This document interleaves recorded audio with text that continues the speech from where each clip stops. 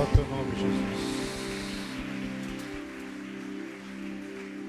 Senhor, nosso Deus e nosso Pai, estamos aqui na tua presença, Senhor, para falar contigo, ouvir a tua voz, receber a tua palavra, as tuas lições e seguir, Senhor, obedecendo a ti, para a honra e glória do teu nome. Abençoa o teu povo, abençoa, Senhor, aquele que vem trazer essa mensagem, porque sem ti nada posso, não tenho capacidade se não for vinda de ti, Senhor. Abençoa-me em nome de Jesus. Amém. Amém. A graça e a paz do Senhor. Amém. A igreja pode sentar.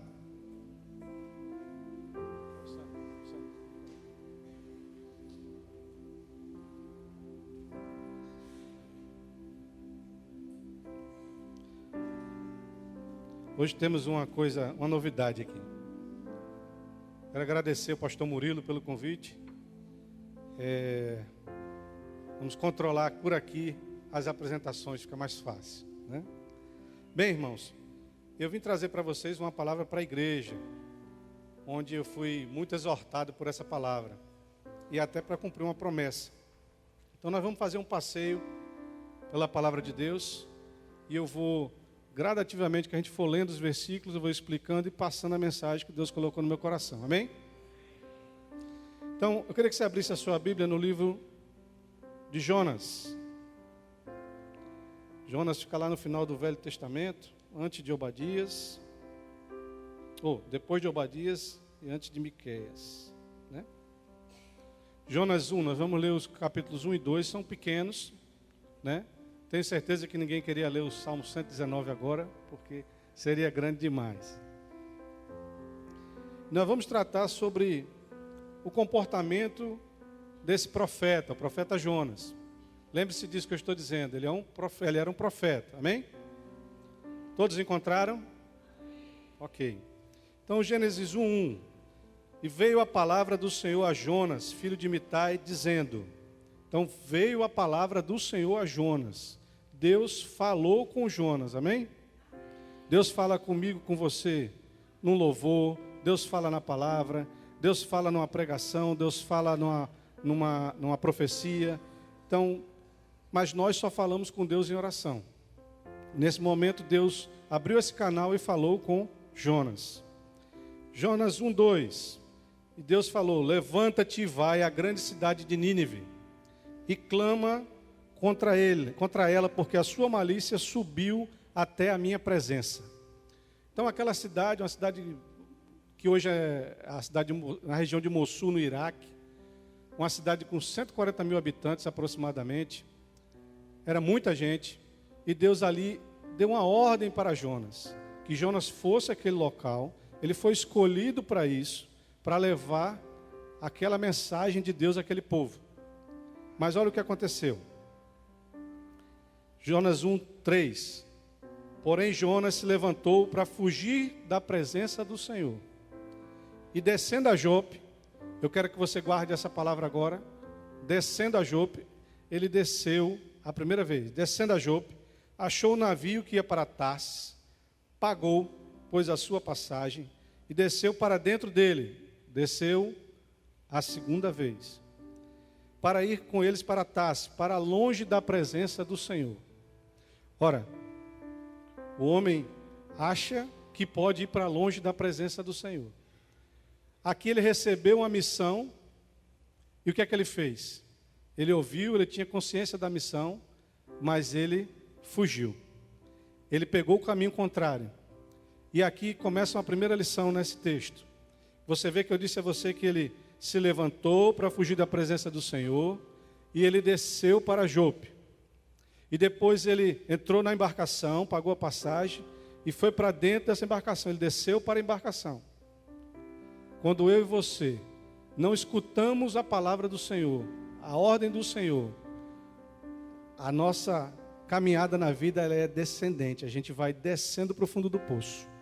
E a gente vai ver Jonas aqui descendo gradativamente para o fundo do poço. Amém? Bem, perceba que nesse caminho, Jonas quis claramente fugir da presença do Senhor, erroneamente, porque ninguém foge, os olhos do Senhor estão sobre toda a terra, assim nos garante a palavra de Deus. E no versículo 4, o que é que ele diz? Mas o Senhor lançou sobre o mar um forte vento. Não é isso que diz aí? E fez-se no mar uma grande tempestade. E o navio estava a ponto de se despedaçar. Ora, a responsabilidade de levar a palavra de Deus àquele povo de Nínive era dele. Ele decidiu com as próprias pernas, decidiu ir para o caminho contrário que Deus mandou. E veja que, imediatamente, quando ele decide se afastar de Deus, as consequências da sua desobediência, elas aparecem. E qual foi essas consequências? O versículo 4 diz, acabou de dizer para você: o Senhor lançou sobre o mar um forte vento, e fez no mar uma grande tempestade, e o navio estava a ponto de se despedaçar. Às vezes eu e você, nós desviamos do caminho, e quem recebe as consequências indiretamente são a nossa família, os nossos amigos, as pessoas que estão ao nosso redor, porque as consequências vêm. Jesus disse que no mundo tereis tribulações, mas tem de bom ânimo, eu venci o mundo. As tribulações, elas vão existir para mim e para você, não tem conversa. Você não vai escapar dessas tribulações. Quando é dito na palavra de Deus que quando estiverem nas águas, elas não te submergirão, o fogo não te queimará. Por quê? Porque você vai passar pela água. Você vai passar pelo fogo, não tem como fugir disso. A lei de Deus, ela não vai mudar por minha causa nem pela sua causa. E aqui esse homem, ele abre mão daquilo que Deus planejou para ele, para fazer a sua vontade. Meu irmão, minha irmã, fazer a sua vontade fora da vontade de Deus é burrice. E Jesus disse que sem mim nada podereis fazer. Ora, se ele está me dizendo que eu não posso fazer nada diferente da vontade dele, por que eu vou fazer? Não tem sabedoria nenhuma disso. E eu digo a você, quando Deus te chamar, você precisa levantar a sua mão e dizer: eis-me aqui. Olhe para quem está do seu lado e diz: eis-me aqui, Senhor.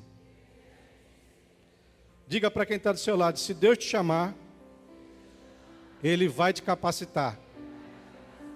Amém? Eu vou abrir um parênteses aqui para contar um testemunho com o irmão Sandro. Eu era aluno da escola bíblica e o professor faltou. Nesse dia o irmão Sandro foi lá ministrar para a gente. E você já percebeu, o Sandro, ele olha assim para o alto, parece que está vendo a glória de Deus, né, Sandro? Aí Sandro parou a aula, olhou para mim e fez: você sabe da aula? Não tinha nada a ver o assunto que ele estava falando. E eu fiquei impactado com aquilo, fiquei assustado. Eu falei assim: não sei não. E ele continuou dando a aula, mas o Espírito Santo não me deixou quieto. Naquele momento eu ouvi dizendo assim comigo: como você não dá aula? Você dá palestra para as pessoas. Como você não dá aula? E aquilo ficou. Meu irmão, quando a aula acabou, a aula era naquela casa ali, eu atravessei, e aquilo ficou na minha mente durante todo o culto aqui, da EBD. E o Sandro, normalmente, como ele mora distante, ele apronta as coisas dele e vai embora. E o Sandro sentou lá no fundo. Talvez ele nem lembre disso. Ele sentou lá no fundo e eu fiquei olhando para ele. Eu dizia: Senhor, ele disse: eu tenho que falar com ele. E eu fui lá e falei: Sandro, eu sei da aula, eu posso fazer. Eu posso não conhecer a palavra de Deus, mas Deus vai me capacitar. Então, não tenha medo se Deus chamar você, porque não é na tua força.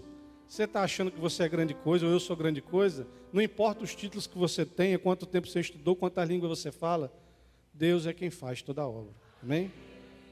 Então esse homem aqui, ele era capacitado. Deus escolheu ele, mas ele fugiu. Ele escolheu um caminho adverso e as consequências para quem estava naquele barco foram grandes. Mas olha, vamos lá, vamos prosseguir. E o que é que diz aqui? Jonas 1, 4 e 5. Diz: mas o Senhor mandou ao mar um grande vento, fez no mar uma fonte de tempestade, e o navio estava a ponto de quebrar-se. Então temeram os marinheiros e clamavam cada um ao seu Deus. Olha só. E lançaram ao mar as cargas que estavam no navio, para ali o aliviar do seu peso.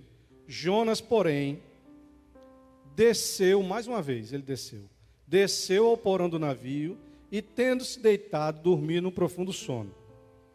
Olha só, eu trouxe esse mapa aí para você entender. Ele estava ali, ó, ele desceu para Jope, onde está verde. Pode ser que você não enxergue, mas as cores eu acho que você enxerga. Depois, Deus mandou ele para Nínive, para a direita. Ele foi para Tars, para a esquerda. Só para você entender o contexto.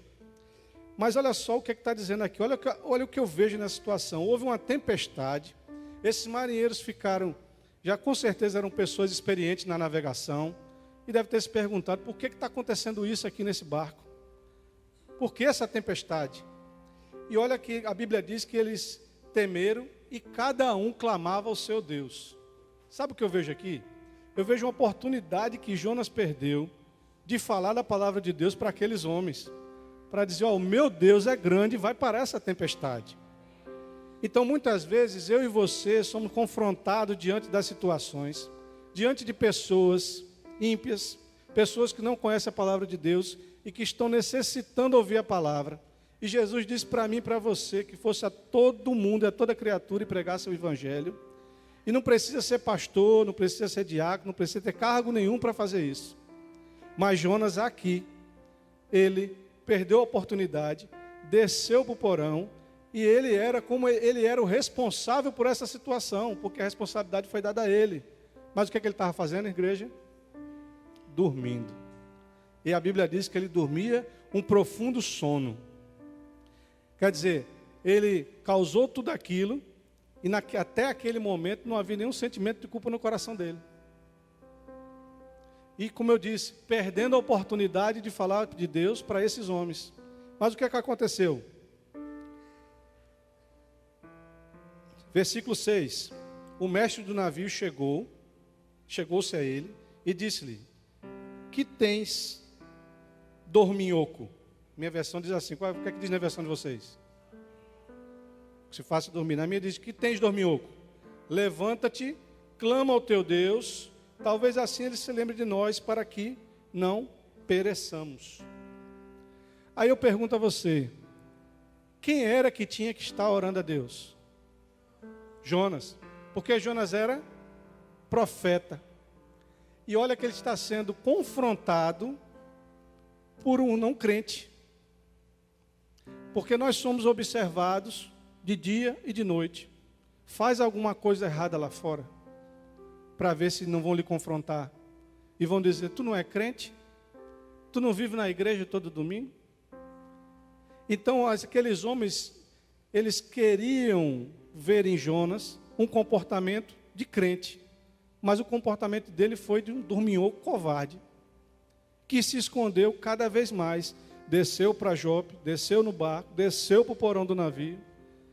Veja que quando ele se afasta de Deus, ele só faz declinar a vida dele. Esse é um exemplo para mim e para você, irmão. Quando a gente se encanta pelas coisas do mundo, que muitas vezes, e na maioria das vezes, ou em quase sua totalidade, são prazeres momentâneos. E hoje, abrindo um parênteses na lição, você está com a lição aí, né? A lição da escola bíblica, falando sobre cônjuges, a responsabilidade do cônjuge. E eu disse aos irmãos que tem muito homem omisso no seu casamento. A mulher é sua fiel ajudadora, mas ele é omisso naquilo que ele tem que fazer, porque Deus escolheu ele como líder. E a mulher está ao lado dele, não embaixo para ser pisada, nem acima para dominar o homem. E aqui nós vemos um caso claro de omissão. Jonas precisava, tinha a missão pronta para fazer, mas ele se omitiu diante de Deus. E as consequências foram catastróficas.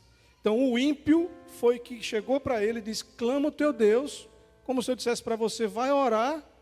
Você não sabe que a fórmula é essa? Porque tu não está orando, cara. Agora veja o que é que está acontecendo aqui com a gente. E ali, ó, no 7 e 8 ele diz assim: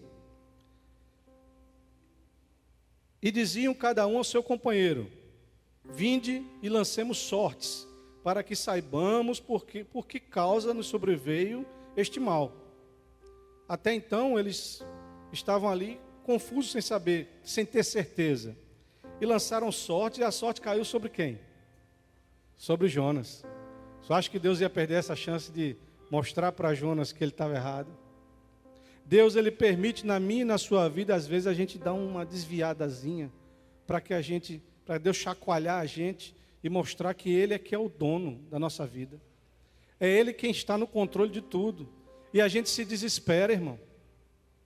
Quanto de nós nos desesperamos, muitas vezes, com a segunda-feira, que tem uma conta para pagar? E a gente não tem de onde vir aquele recurso. Você crê que Deus manda um recurso quando você tem necessidade? Deus é aquele que faz milagre. Eu já assisti tanto milagre nessa igreja, meu irmão. Muitas vezes a gente não fala, e a gente tem que testemunhar, mas às vezes a gente não fala porque tem pessoas dentro da igreja que não acreditam.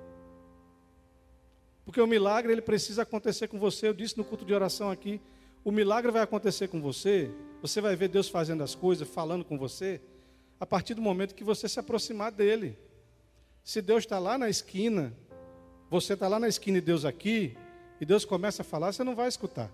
Mas à medida que você vem se aproximando dele, você vai escutando mais claramente a voz de Deus.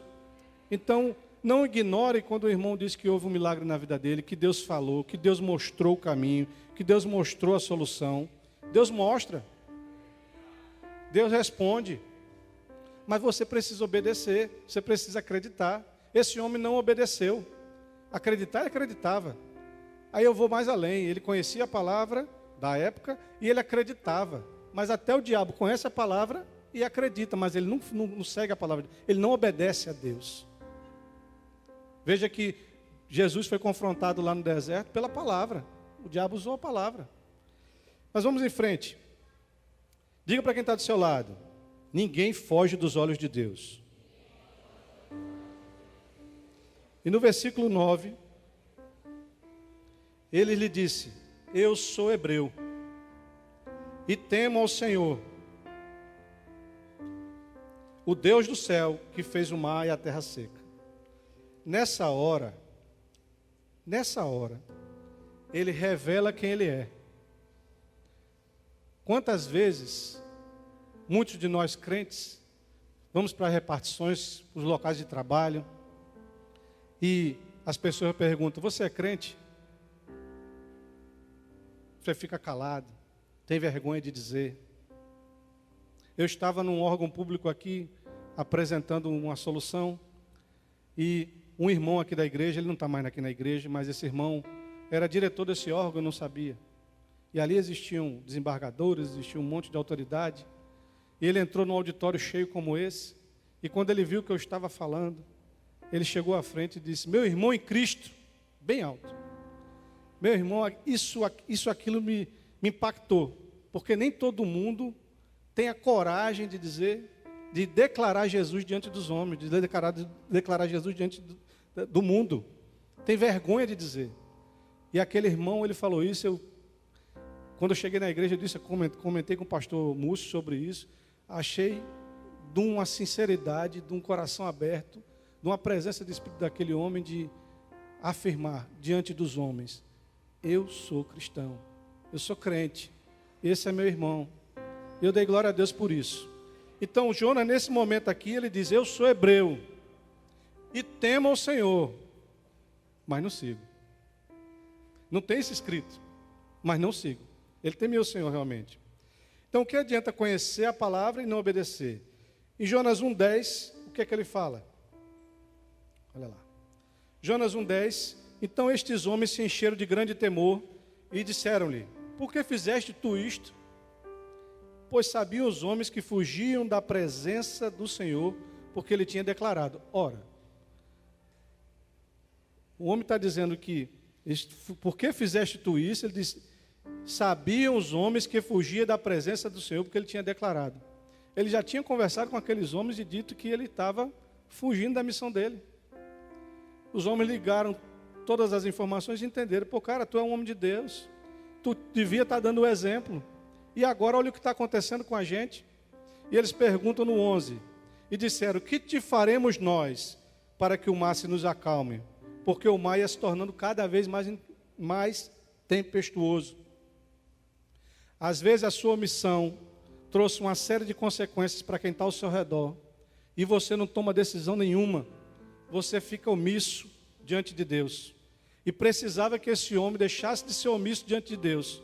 E ele tomasse uma posição e dissesse: eu sou o responsável por isso. E Deus confronta a mim e a você, que situações que vocês devem estar passando, você pode estar passando, onde você precisa tomar uma posição diante de Deus, para que a situação seja resolvida e pessoas inocentes não paguem por isso. E veja que agora Jonas assume a responsabilidade. E olha bem, no 12, ele disse: levantai-me, lançai-me ao mar, e o mar se vos aquietará, porque eu sei que é por minha causa sobreveio esta grande tempestade. E ele desce mais uma vez, do fundo do barco para dentro do mar. Amém? Amém? Glória a Deus.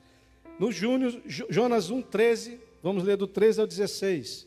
Diz assim: entretanto os homens remavam para fazer voltar o navio à terra, mas não podiam, porquanto o mar se ia se embravecendo cada vez mais contra eles.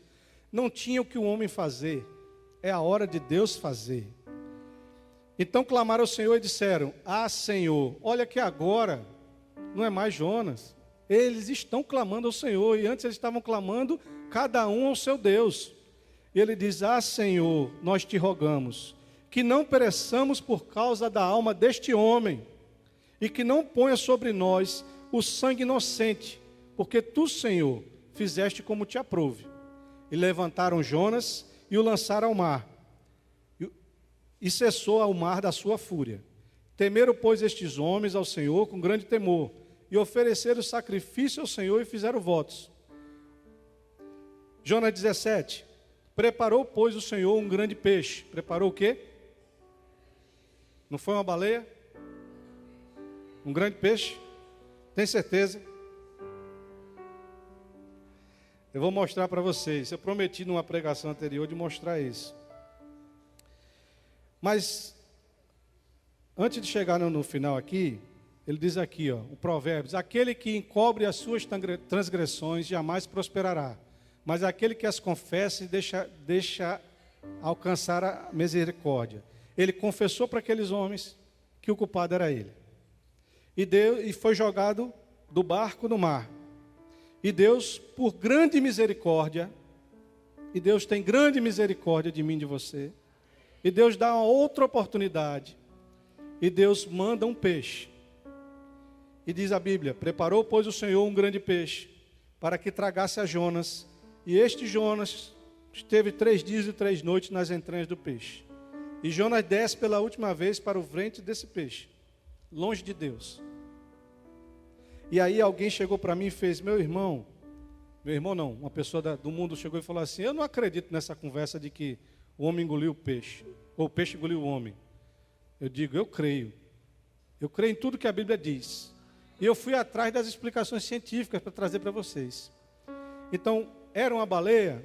Não, não era uma baleia. Vou explicar por quê. Olha isso aqui, meu irmão. Olha o tamanho do homem ali no rabo. Isso aí chama-se cachalote. É um peixe grande, mas não é uma baleia. 21 metros de comprimento. Você está vendo o homem lá desenhado e está vendo o homem aqui embaixo. Amém? Então, esse peixe tem condições de engolir esse homem? Tem. A baleia, ela precisa mergulhar e subir para respirar. O cachalote não. Ah, mas será que foi verdade?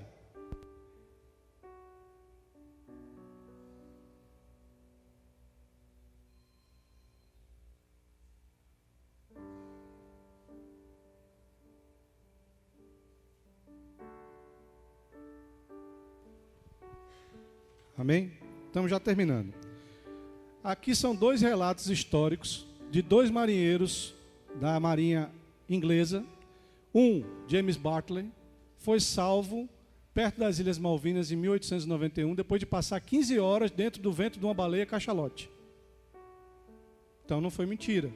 Por que é mentira na Bíblia e é verdade com esse homem? Isso foi noticiado nos jornais.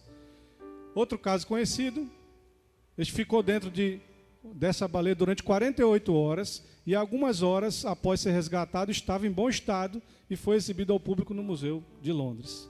Então, a palavra de Deus não mente. É real, aconteceu, mas Deus protegeu o seu servo. Deus levou Jonas para onde? Ele já estava dentro da baleia, mas ali ele fala que é o fundo do poço. Onde é que eu comprovo isso? Jonas 2:10. Aí você vai ver agora a reviravolta na vida de Jonas. Eu vou ler. Jonas 2:10. Jonas orou. E orou Jonas ao Senhor, seu Deus, das entranhas do peixe. Ele estava lá dentro do peixe. E disse: na minha angústia clamei ao Senhor e ele me respondeu. Do ventre do inferno gritei e tu ouviste a minha voz. Ele estava no fundo do poço, não tinha mais salvação nenhuma. Mas até no fundo do poço Deus escuta a oração do justo. Porque tu me lançaste no profundo. Ele sabia que ali era uma lição de Deus. E muitas vezes você está sofrendo, eu estou sofrendo. É Deus tratando a gente. É Deus cuidando de nós. Ele não quer destruir a gente. Obrigado, pastor. E ele diz: porque tu me lançaste no profundo, no coração dos mares, e a corrente das águas me cercou. Todas as tuas ondas e as tuas vagas têm passado por cima de mim. Ele está lá dentro da baleia, não tem visão de nada, não tem nem luz lá dentro. Já parou para pensar nisso? E eu disse: lançado estou diante dos teus olhos, todavia tornarei a ver o teu santo templo. As águas me cercaram até a alma, o abismo me rodeou, e as algas se enrolaram na minha cabeça. Para pensar, imaginar o cenário. Na escuridão, dentro de um peixe, ele está aqui desesperado, mas ele tem uma certeza, ele diz: tornarei a ver o teu santo templo. Ele acredita que Deus vai tirar ele dali, ele tem fé. E ele diz: eu desci até os fundamentos dos montes, chegou onde não dava mais para chegar. A terra me encerrou para sempre com seus ferrolhos, mas tu fizeste subir a minha vida da perdição, ó Senhor meu Deus. Quando desfaleci em minha alma, lembrei-me do Senhor, e entrou a ti a minha oração no teu santo templo. Os que observam as falsas vaidades deixam a sua misericórdia, mas eu te oferecerei sacrifício com a voz do agradecimento. Que votei, pagarei. Do Senhor vem a salvação. Falou, pois, o Senhor ao peixe, e este vomitou Jonas na terra seca. O peixe vomitou Jonas aonde? Aonde? Tem gente confusa aí. Não. Olha só. Ele foi deixado, não está aquele vermelhinho ali no meio. Eu não tenho como mostrar para vocês. Tem uma setinha vermelha ali no meio assim, ó. Ele foi deixado ali. Dali para Nínive, são muitos e muitos quilômetros. Não tem mar. Nínive não tem mar. Para que chegasse lá pelo mar, tinha que descer pela África. Sair, descer, porque não havia o canal de Suez ali. O canal de Suez é desse século passado. Então não havia conexão ali do lado do Egito. Ele teve que andar vários quilômetros. E eu vejo o milagre de Deus, porque ele chegou muito rápido. Eu acredito, a Bíblia não é clara, mas que ele foi transladado para chegar mais rápido a Nínive. Mas aquele processo ali era Deus tratando ele. Porque ele tinha que cumprir, a gente não vai tratar da segunda parte, mas ele tinha que cumprir aquilo que Deus mandou. Deus salvou, resgatou, trouxe ele de volta. Mas o que é que a gente aprende com tudo isso? Para a gente finalizar, é que, primeiro, obedecer é melhor do que sacrificar. É melhor obedecer a Deus. Meu irmão, mas Deus está mandando eu pregar para um monte de gente e eu não sei falar nada.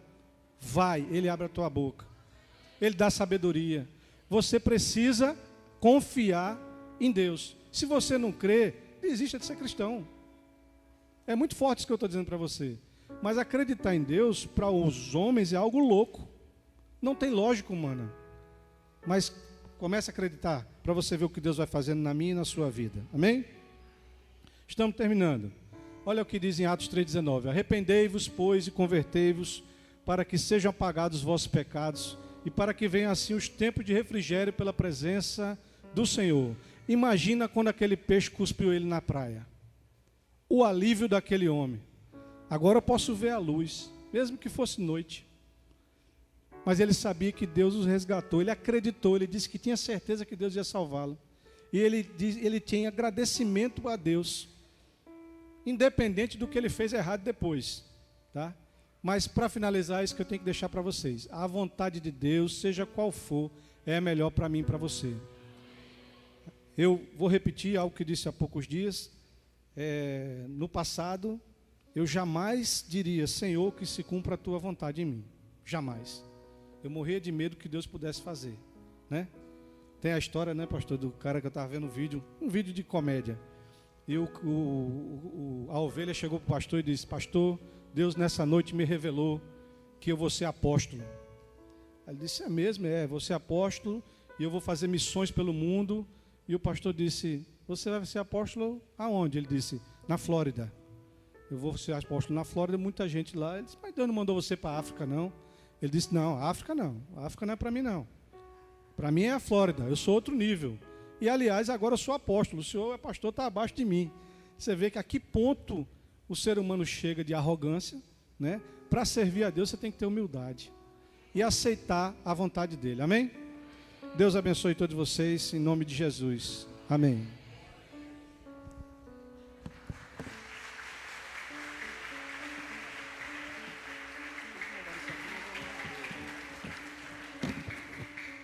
Queridos, graças e paz do Senhor, amém. Estamos finalizando o nosso culto da manhã, nossa escola bíblica, mas temos alguns avisos. O primeiro aviso, você, por favor, preste muita atenção.